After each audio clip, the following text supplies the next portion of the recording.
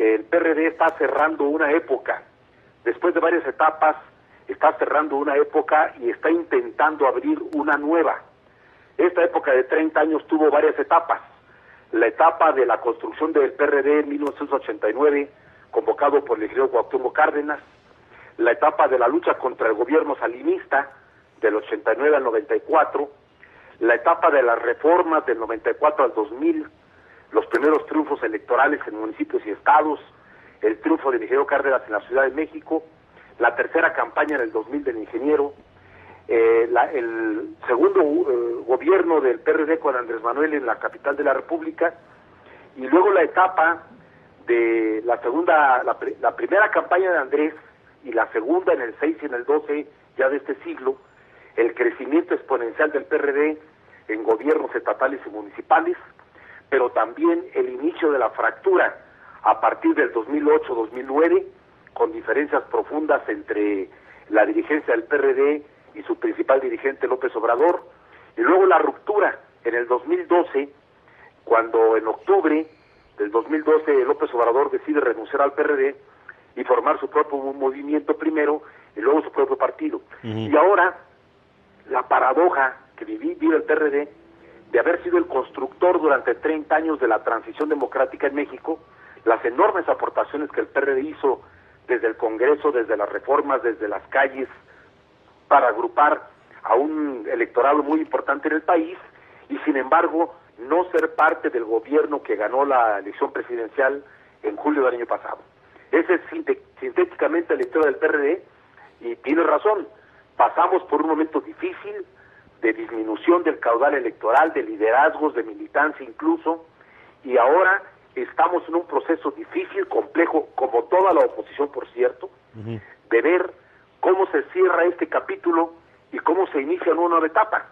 Los partidos nunca están permanentemente ni en el gobierno ni en la oposición, Alejandro.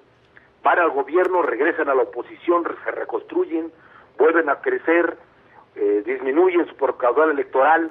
Es el vaivén de la democracia en donde nunca se gana ni se pierde todo, sin duda alguna. Carlos, ¿tú le ves o qué futuro ves para el PRD? Mira, te diría que el PRD está en el proceso del conjunto de la oposición mexicana. El presidente López Obrador está todavía en las mieles de la luna de miel, que se le llama en política, del primer año de gobierno. Van apenas 5 meses.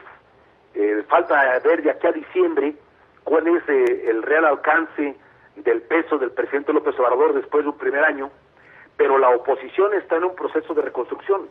El PRI está intentando elegir dirigencia en septiembre y tratar de recuperarse de esta dura derrota que tuvo.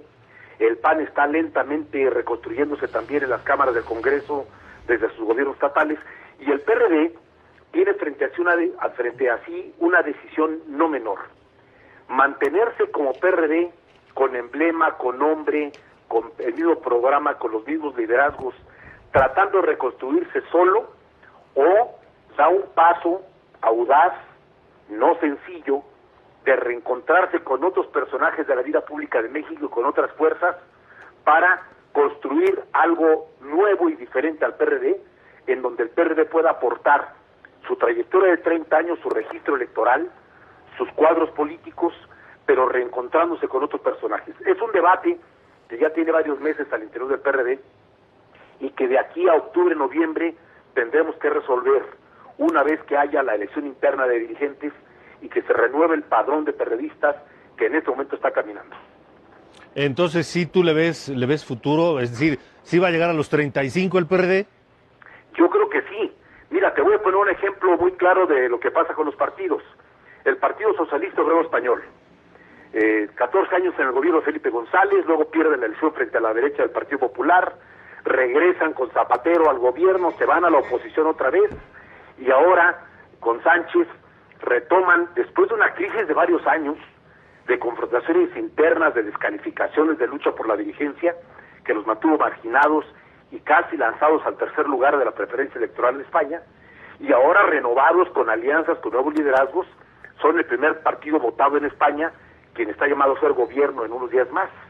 Es decir, es la vida de los partidos. En América Latina hay lo mismo, hay un despliegue de la derecha que está gobernando ya en varios países que gobernaba la izquierda, y la izquierda en general en América Latina, en Argentina, en Chile, en Brasil, en Perú, están intentando reconstruirse con muchas dificultades para seguir siendo una opción política para la gente.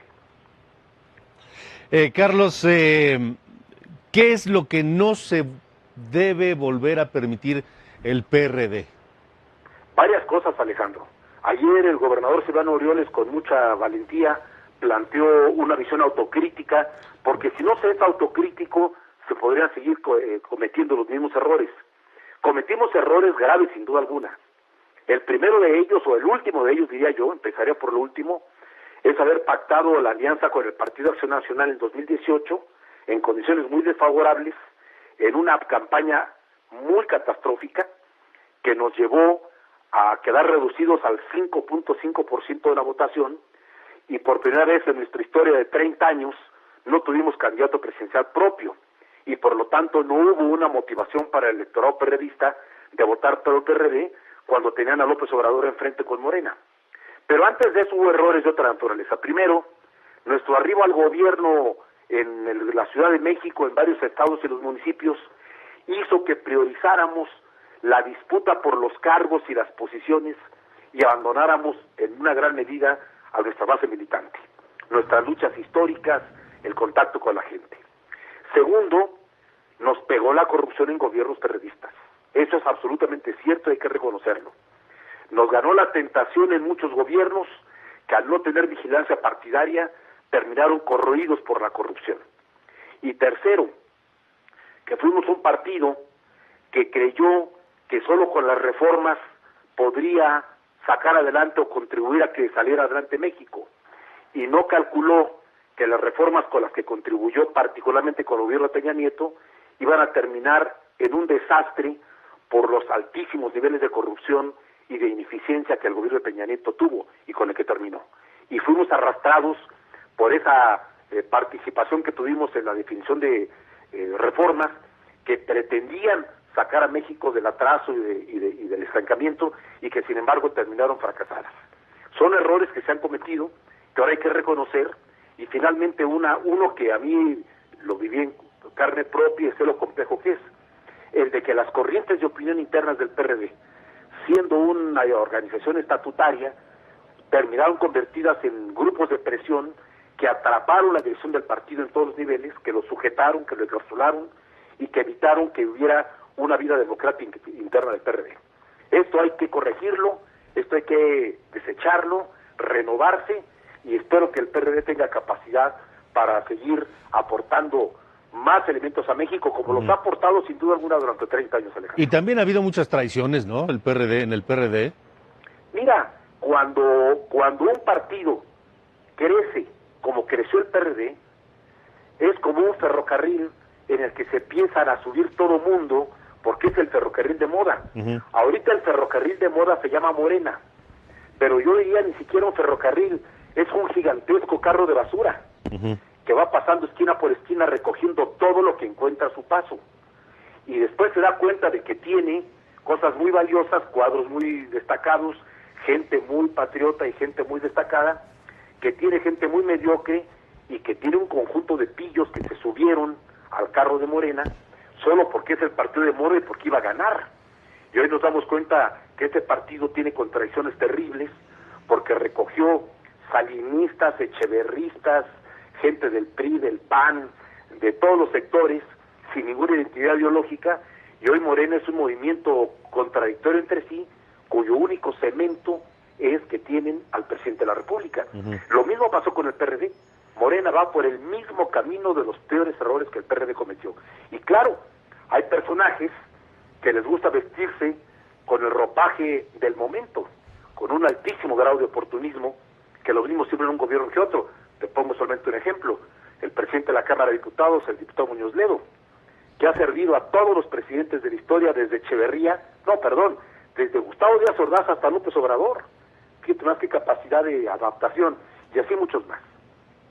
Vaya, Carlos, pues, que el PRD logre encontrar la manera de solucionar sus problemas, de salir de el momento difícil que atraviesa, porque me parece que es un partido necesario en la democracia mexicana. Yo te agradezco, Carlos, que nos hayas tomado la llamada, siempre tu claridad y tu amabilidad para platicar con nosotros. Al contrario, Alejandro, yo también hago votos y estoy metiendo el hombro en lo que me corresponde. Hay una nueva generación de dirigentes jóvenes que están empujando fuerte. A los que ya somos más veteranos nos toca ayudarlos, apoyarlos, acompañarlos, meter el hombro lo que se puede. Y yo también tengo confianza en que México necesita una oposición de izquierda vigorosa, una oposición de izquierda clara, que no se pierda en el reclamo estéril. Y nada más déjame decirte una última cosa, celebro muchísimo, me da gusto las expresiones que ayer se dieron en las calles de manifestaciones importantes, no muy numerosas, pero muy importantes, de oposición al gobierno del presidente López Obrador.